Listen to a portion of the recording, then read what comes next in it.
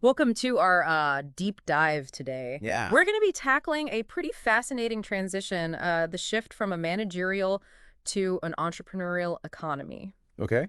And we're going to be looking at this mainly through the lens of the U.S., using Peter Drucker's book, Innovation and Entrepreneurship, as our guide. Right.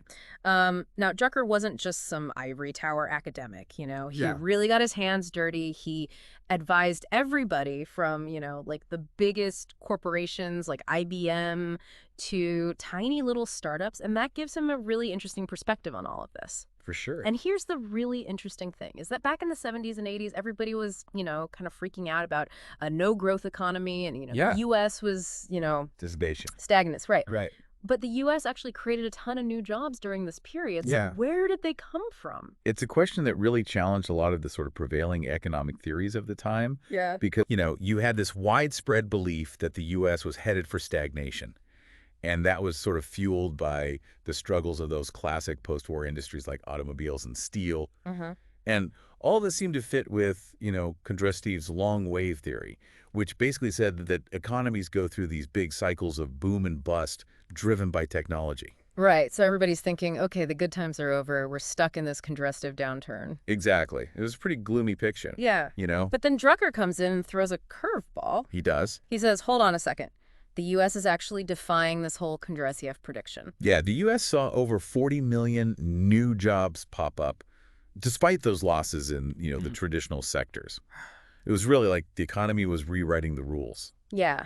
And, Drucker argues that the real engine of this job growth wasn't just high tech, although, obviously that played a part, but he points to the rise of what he calls entrepreneurial management. Okay, so before we go too far down the rabbit hole here, Sure. can we just unpack this entrepreneurial management thing for a second? Yeah. What does it actually mean for, someone who's not an economist?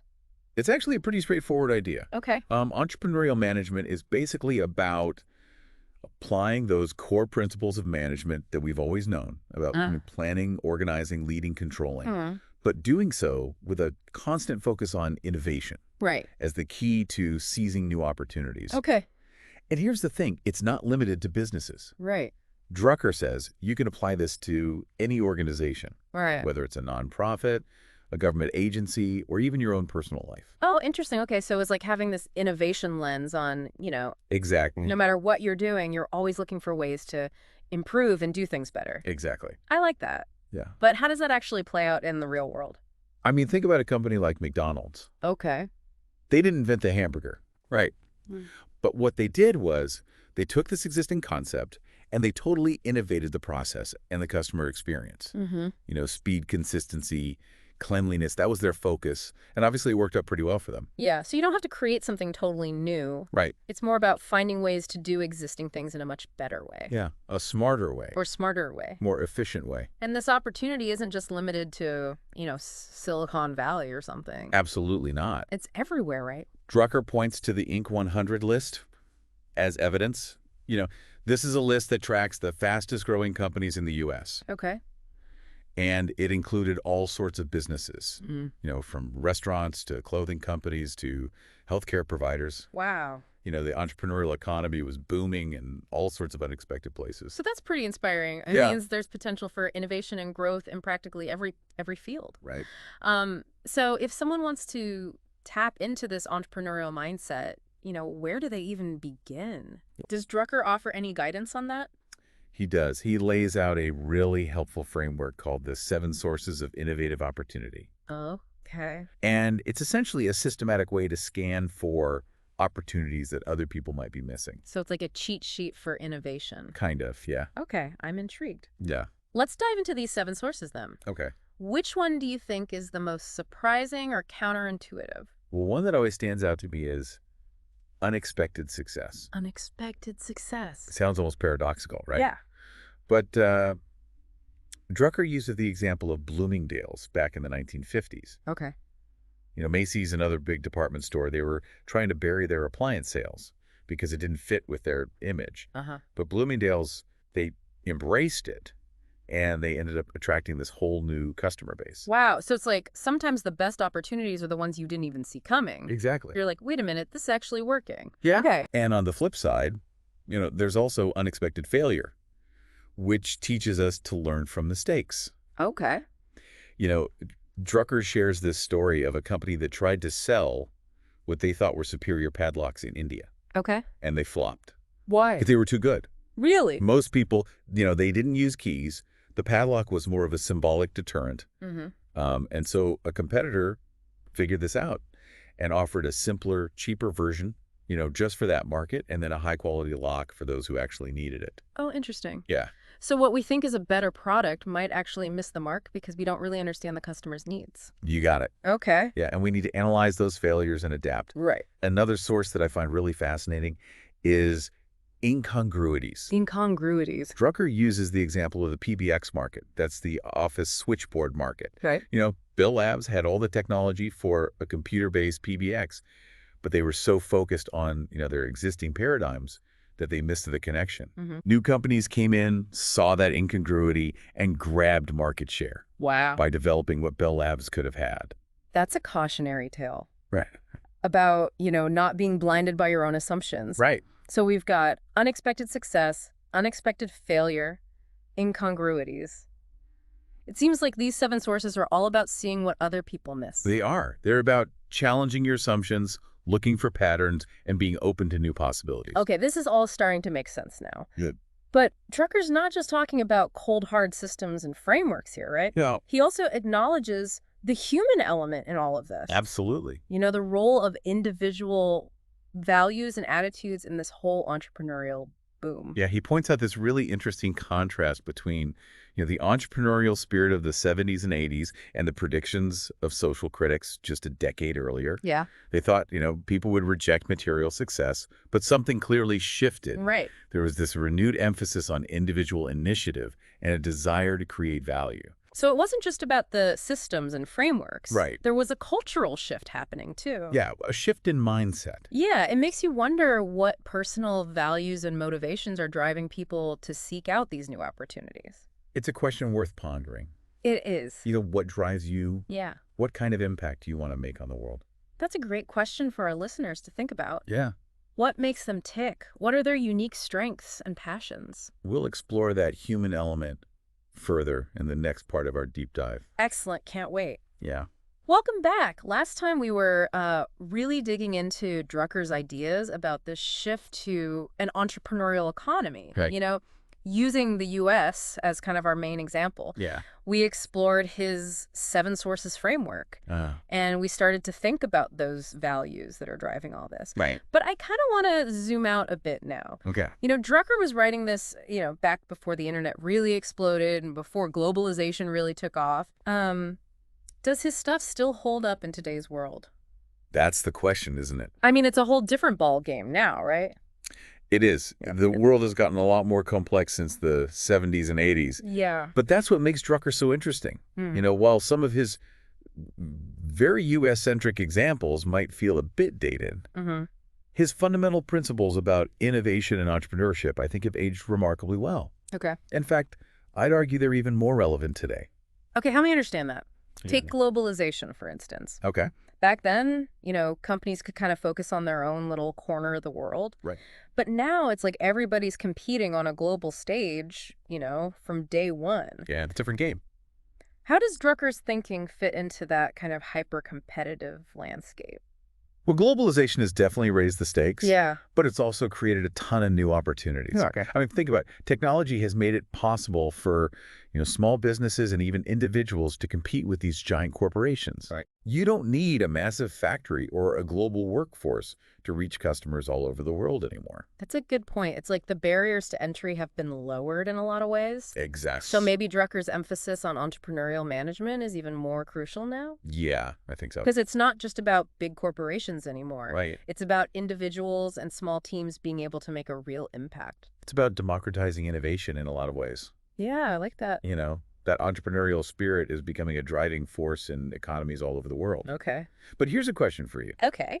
Drucker was looking at this through a very American lens. Right. A culture that loves risk-taking Mm. and celebrates the individual. Mm. Do you think his ideas translate to cultures that might be more risk-averse? Right. or that prioritize community over individual achievement. That's a really interesting point. I mean, cultural context has got to play a huge role here, right? What works in Silicon Valley, might not fly in a place where failure is seen as this major setback instead Yeah. of like a learning experience. Exactly. You hit the nail on the head. Mm. While Drucker's framework is powerful, Yeah.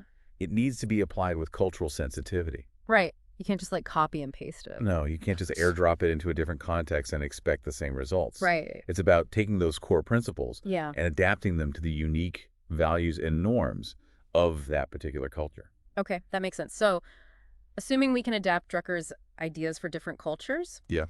what kind of global opportunities do you see through his lens? Hmm. What are like the big unexpected successes or failures or incongruities Right. that are ripe for innovation today? One that jumps out at me is the aging global population. Okay, You know, Drucker touched on healthcare, but it's become an even bigger deal since he was writing. right. In a lot of countries, there are more older adults than ever before, and that presents a whole bunch of challenges and opportunities. Absolutely. We need new healthcare models, Right. new approaches to housing and transportation, Yeah, and even new ways to think about work and retirement. absolutely. It's like a whole sector of the economy is being reimagined as we speak. Yeah, and technology is playing a huge role there too. It is. We're seeing all sorts of innovations in telemedicine, Right. remote monitoring devices, smart home tech that can help older adults live independently and safely.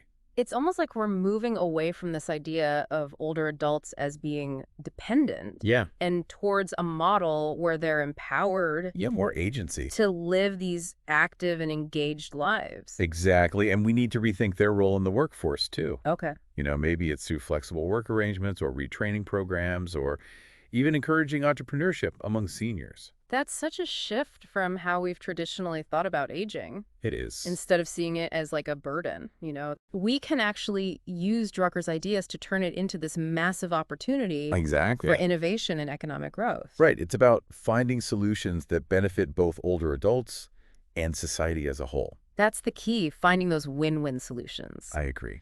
And this brings us to another huge global challenge that's kind of tailor-made for Drucker's approach. Okay, what's that? Climate change. Yeah. That wasn't really on anyone's radar back when he was writing. No, But his ideas about systematic innovation are incredibly relevant. absolutely. I mean, we need to be creative and find new ways to generate and consume energy, Right. manage waste, and adapt to a changing environment. It's a massive undertaking. It is, and it's going to take innovation across every sector. Yeah, But it's not just about new tech. It's about shifting behaviors. yeah, You know, yeah. encouraging sustainable practices and fundamentally rethinking our economic models. It's interesting because Drucker was really big on understanding the customer, or in this case, the citizen. Yeah. We need to figure out what motivates people to adopt more sustainable behaviors Yeah. and design solutions that are both effective and appealing. It can't just be about lecturing people. Right. It has to be about making sustainability something they actually want to do. Yeah, I love that. You know? It can't be about sacrifice and deprivation. Hmm? It has to be about creating new forms of value that are good for the planet Yeah. and good for people. Mm. That's where entrepreneurship really shines. Right. It's about finding those win-win solutions That. where sustainability and economic growth actually go hand in hand. I agree. So what are some tangible things our listeners can do to apply Drucker's thinking to their own lives? Yeah. Especially given these big global challenges that we're facing. Where should they even start? I think first and foremost, cultivate that insatiable curiosity that Drucker had.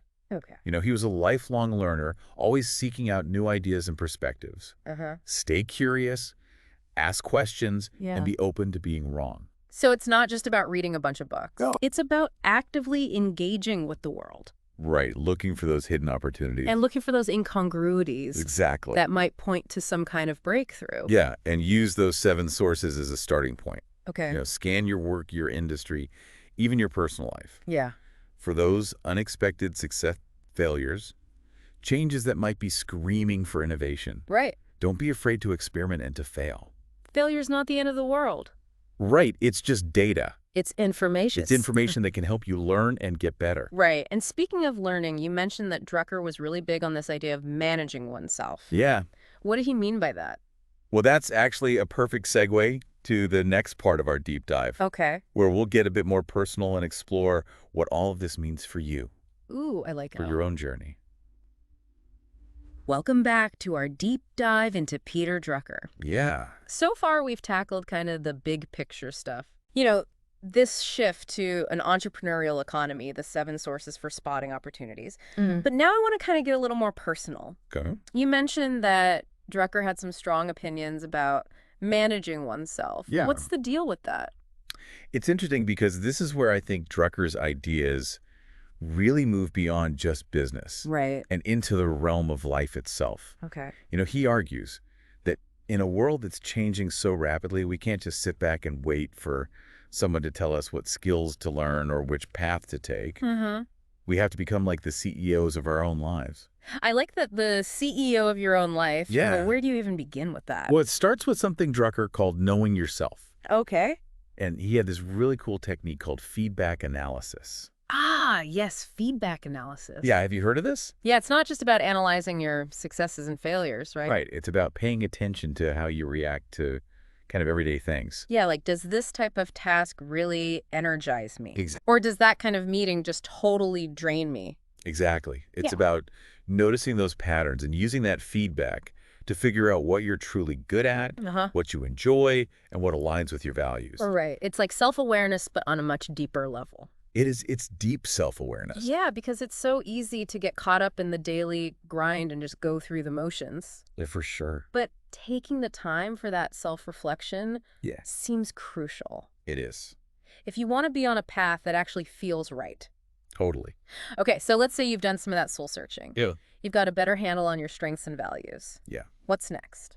That's where Drucker's advice about building on your strengths comes in. Okay. Instead of getting bogged down trying to fix all your weaknesses, he suggests that you really focus on what you do well and find ways to kind of amplify those strengths. Okay. It's not about ignoring your weaknesses altogether, Right. but it's about, maybe finding ways to work around them. Maybe by building a team or collaborating with people who have complementary skills. That's such a liberating idea. It is. It's like giving yourself permission to excel in the areas where you naturally shine, Totally. instead of constantly trying to fit into some mold that doesn't quite match who you are. Right. And in a world that's changing so rapidly, Right. it's also about being adaptable and willing to learn new things. Yeah. Yeah. Lifelong learning isn't just a buzzword, it's a necessity. Yeah. If you want to stay relevant and keep growing. It's like that old saying, what got you here won't get you there. Exactly. You can't just rely on the same skills and knowledge forever. Yeah. You got to keep evolving. Yeah. And Drucker walked the walk. He did. He was a voracious reader Yeah. and a lifelong learner himself. Yeah. He understood that the world is full of fascinating ideas and perspectives, and he never stopped exploring. That's inspiring. He is. So no matter what your background is or what your profession is, you can cultivate that curiosity and that desire to keep growing and keep learning new things. And that's what I find so powerful about this whole conversation around innovation and entrepreneurship. Yeah. It's not just confined to the business world. It's a way of approaching life with a sense of creativity and resourcefulness and a willingness to kind of challenge the status quo. It's about taking ownership of your own journey, you know, Right. and leveraging your own unique strengths and talents to create something meaningful. Exactly. And not just for yourself, but for others as well. Right. It's about leaving the world a little bit better than you found it. Couldn't have said it better myself. Well, that's a perfect note to end on. It is. Thanks for joining us on this deep dive into the world of Peter Drucker. Yeah, it's been a pleasure. We've covered a lot of ground, from those big picture economic shifts Right. to the very personal journey of self-management. Absolutely. We hope you found it insightful and maybe even a little bit inspiring. I hope so too. We encourage you to keep exploring these ideas, apply them to your own lives, and see what kind of positive change you can create. That's what it's all about. Until next time, keep learning, keep growing, and keep innovating. Couldn't agree more.